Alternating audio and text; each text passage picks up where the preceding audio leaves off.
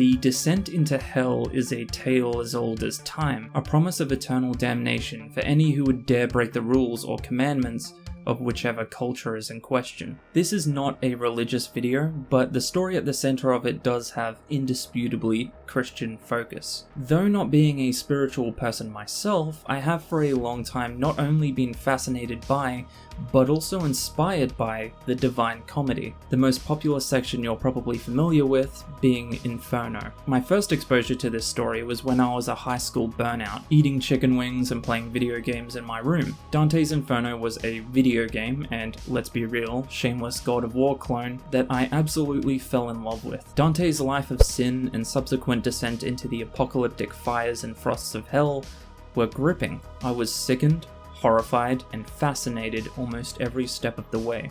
But it also felt familiar. It took me years to identify and understand that familiarity, but when I did, I found myself looking for this story in almost every horror book, movie, game, and show that I experienced. After watching this video, maybe you will too.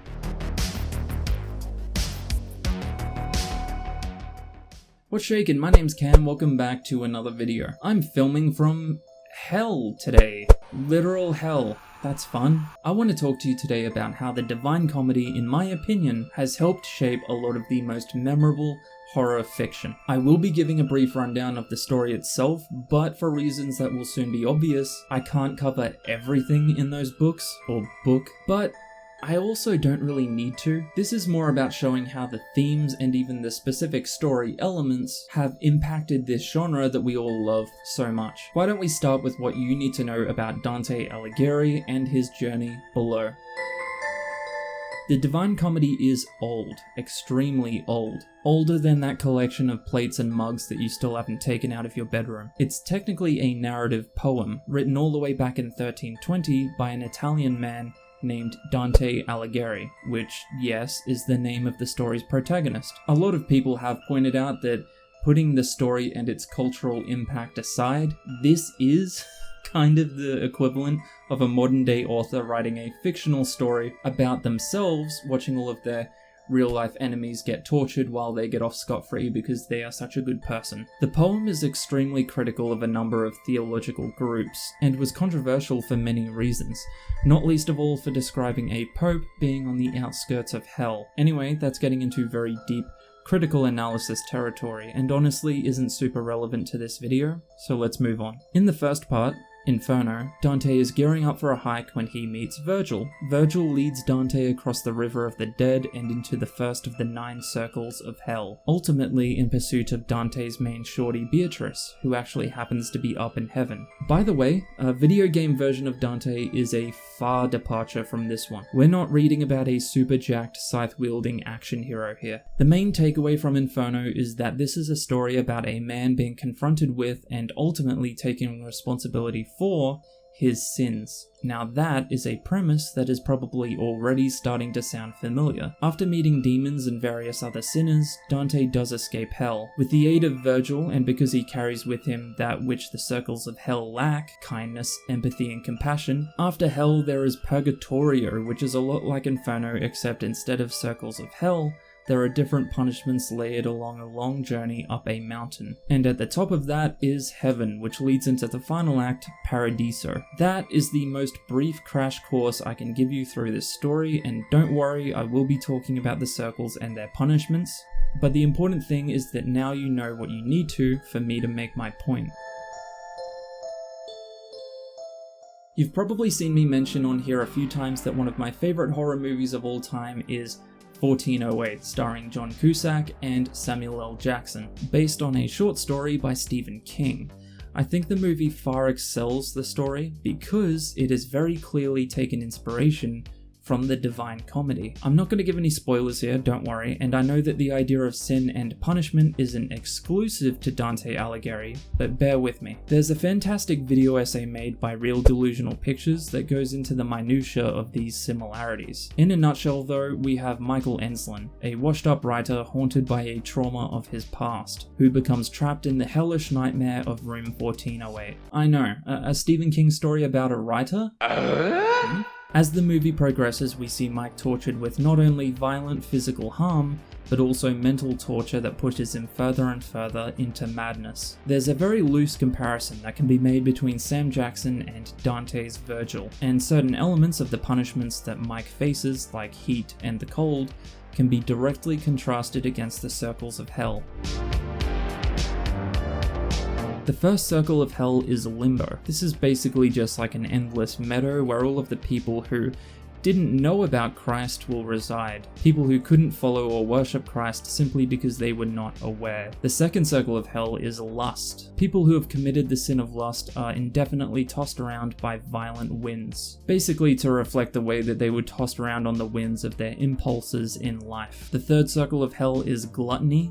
Basically, these guys just act like animals and roll around in the mud, pretty much like pigs. The fourth circle of hell is greed. In the story, this is where a lot of corrupt religious officials are forced to fight each other. In the fifth circle of hell, people are forced to lie in the river Styx, or again, basically just fight each other. There's a lot of fight clubs in these circles of hell. Layer number 6 is heresy. This is another part in the story where Dante has pretty much just thrown in all of the people he didn't like in his actual real life outside of the book. Layer 7 is violence. Murderers and conquerors and even people who committed the act of unaliving themselves are pretty much tormented here for, well, forever. Circle 8 is fraud, and Circle 9 is treachery, where Satan resides and is basically a very frosty area in contrast to the general depictions of Satan being surrounded by fire. A lot of the sinners on this level are stuck in the ice while they're tormented by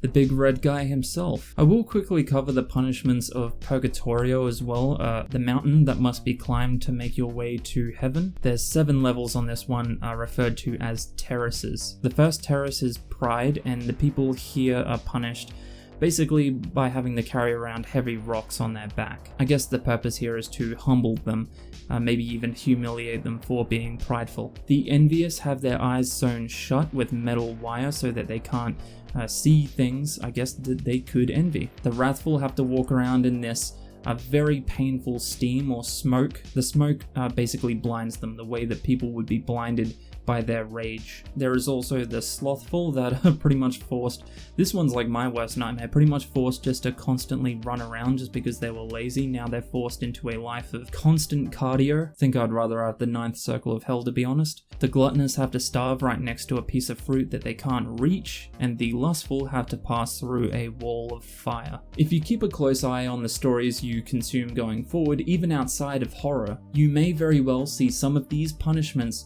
show up in some form linked to the relevant sin. You've probably seen the quote, "Abandon all hope, ye who enter here," a million times by now. That too is found in Inferno.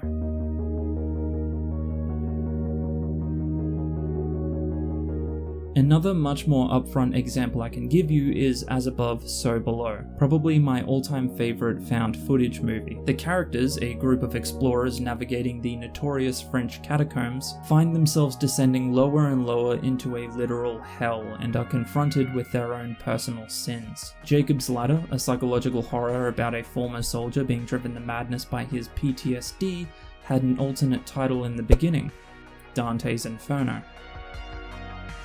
Some popular books that evoke the same themes of sin, punishment, and descent into madness, like Inferno, are High Rise by J.G. Ballard, House of Leaves by Mark Z. Danielewski, and maybe The Ritual by Adam Neville. I might be pushing it with that one, but it is a great read. Now, I hope you'll forgive me for self-plugging here, but I have actually written a psychological horror novel myself, and it was heavily inspired by the Divine Comedy. In fact, for anyone who's read it or wants to read it, if you look closely enough, you will see some very overt references. It's called Welcome to Sen, and it's about a middle-aged limo driver at rock bottom. His name's Joe. He used to be on top, but he lost it all for reasons that we don't yet know. One day, he finds himself trapped inside his apartment tower by a violent storm, and that's when things really go to hell, quite literally. I usually describe Welcome to Sen as being 1408 meets Silent Hill, so if that's your kind of thing, there is a link in the description below. Otherwise, plug done. Thanks for hearing me out. I really do appreciate it. So there it is. Let me know, are there any other movies, shows, games, or books that I missed that you think were likely inspired by Inferno or any of the other stories in the Divine Comedy. Thank you so much for watching, especially for watching through the whole video. You are my favorite. I make videos every single week on fantasy and horror books, so if that's your kind of thing, stick around. Oh, there's Dante right over there. Dante! He's busy. Catch ya.